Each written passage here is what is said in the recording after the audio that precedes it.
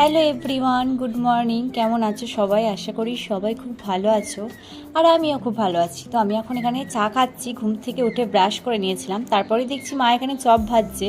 আমার তো চপ খেতে খুব ভালোই লাগে।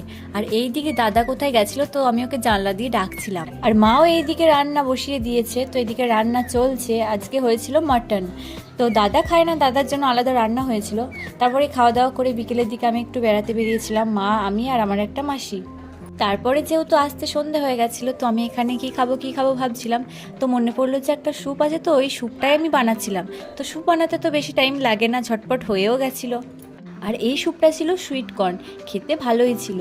আর তারপরে এই যে আমি বাটিতে নিয়ে বসে পড়েছি, তো আমি এখানে খাচ্ছিলাম। আমার দাদাকে বলছি খাবি, ও বলছে না আমি আজকে খাবো না, আমি আজকে অনেক কিছু খেয়েছি, আমি কিছুই খাবো না। তো আমি একাই খেয়েছিলাম।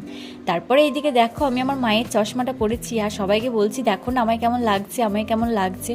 দাদা বলছে চশমাটা পরিস না, অল্প দিনে চোখ খারাপ হয়ে যাবে। তো তোমরাই বলো আমাকে চশমা পরে কেমন লাগছে। দাদা, মা আর বাবা ওরা পরোটা খাবে, তো ওই জন্য ওরা পরোটা বানাচ্ছিল। আর আমি পরোটা খাই না, তো তার জন্য আমি এখানে রুটি বেলে নিচ্ছিলাম। সারাদিন যেহেতু কোথাও যাই না, তো সেরকমভাবে বাইরের কোনো ভিডিও আমি দিতেও পারি না, তো তার জন্য সরি। তো আজকের মতো মিনি ব্লগটা এইটুকুই। Thanks for watching.